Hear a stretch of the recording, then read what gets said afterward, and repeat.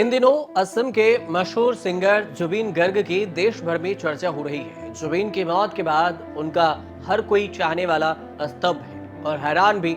जुबीन का सिंगापुर में निधन हुआ था, लेकिन अब चौंकाने वाली बात ये सामने आई है कि उनका दोबारा पोस्टमार्टम किया जाएगा। उनकी मौत को लेकर उठ रहे तमाम सवालों के बीच में ये एक बड़ा फैसला असम की सरकार ने लिया है और खुद असम के सीएम हेमंत बिस्व शर्मा ने ऐलान किया है कि जुबीन गर्ग का पोस्टमार्टम दोबारा होगा।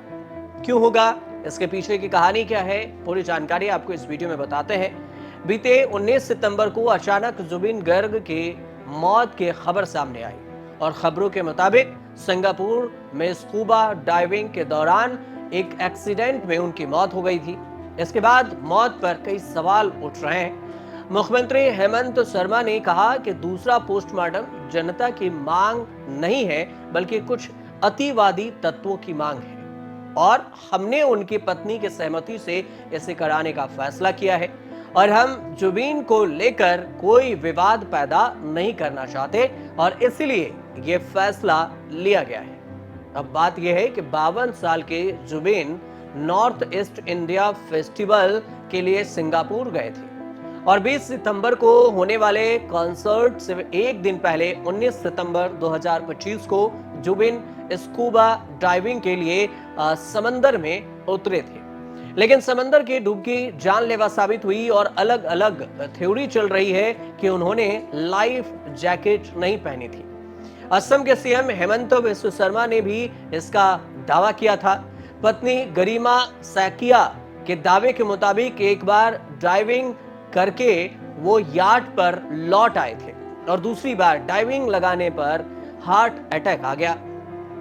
उन्हें सीपीआर दिया गया, लेकिन वो जान बचाने के लिए काफी साबित नहीं हुआ। सोशल मीडिया पर इसकी चर्चाएं होने लगी। सोशल मीडिया पर एक वीडियो वायरल हो रहा है जिसे जुबीन गर्ग का आखिरी वीडियो कहा जा रहा है। वीडियो में किए गए दावे के मुताबिक वो लाइफ जैकेट के साथ ही समंदर में छलांग लगा रहे हैं। अब जुबीन दा की मौत अब गंभीर सवालों के घेरे में भी है कि सिंगापुर से जो डेथ सर्टिफिकेट मिला है उसमें मौत का कारण डूबना बताया गया है और सीएम हेमंत बिस्व शर्मा का कहना है कि सीआईडी से जुबीन की मौत की जांच भी कराएंगे और इस मामले की जांच के लिए अलग अलग कई एफआईआर दर्ज की गई है।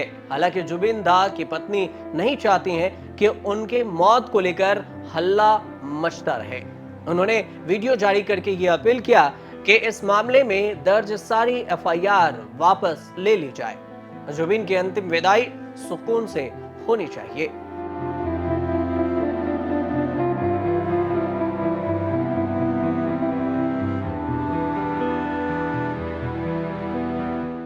जुबीन की मौत के मामले में जो कई एफआईआर दर्ज की गई है उसमें बोंगाई गांव में दर्ज एक एफआईआर भी शामिल है। एफआईआर में एक निजी मीडिया हाउस के मालिक और गायक की टीम के एक संगीतकार का नाम भी शामिल है।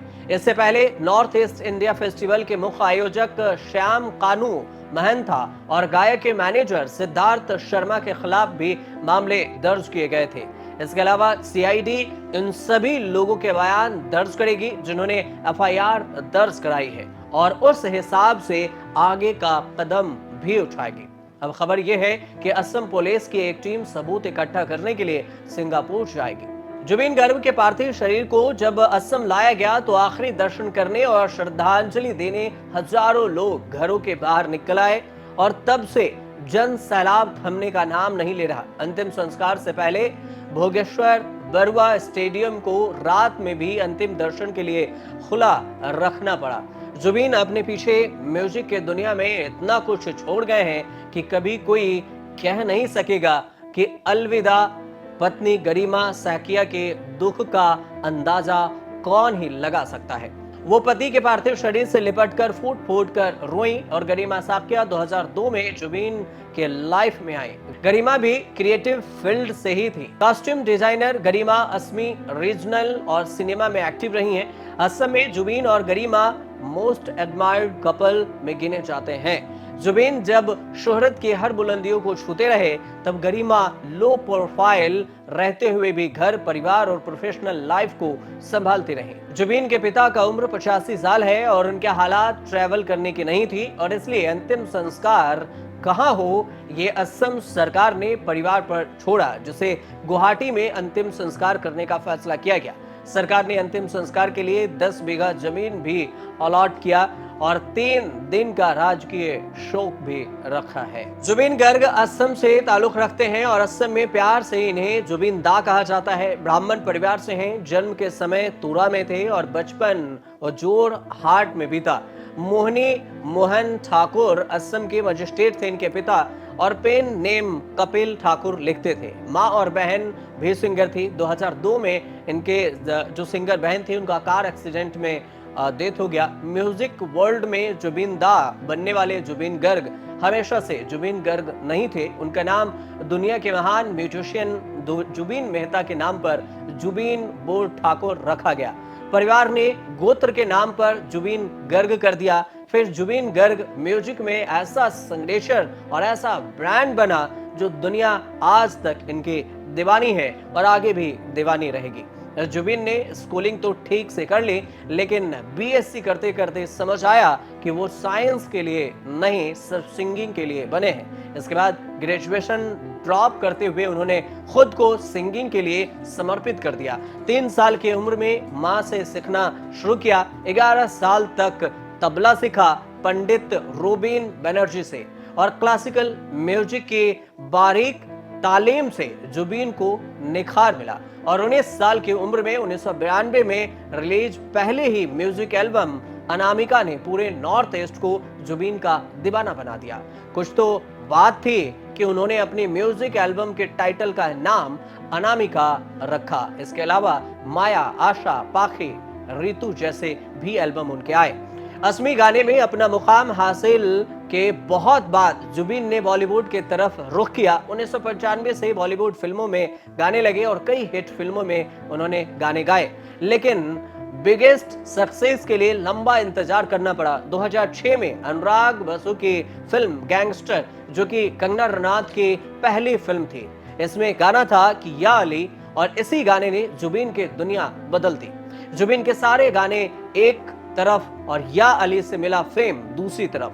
हालांकि उनका मन बॉलीवुड में रमा नहीं और वो लौट गए असमिया दुनिया में। खूब गाने गाए, 27 फिल्मों में एक्टिंग की और कई फिल्में भी बनाई। टाइम्स ऑफ इंडिया की रिपोर्ट के मुताबिक 52 साल की उम्र में अंतिम सांस लेने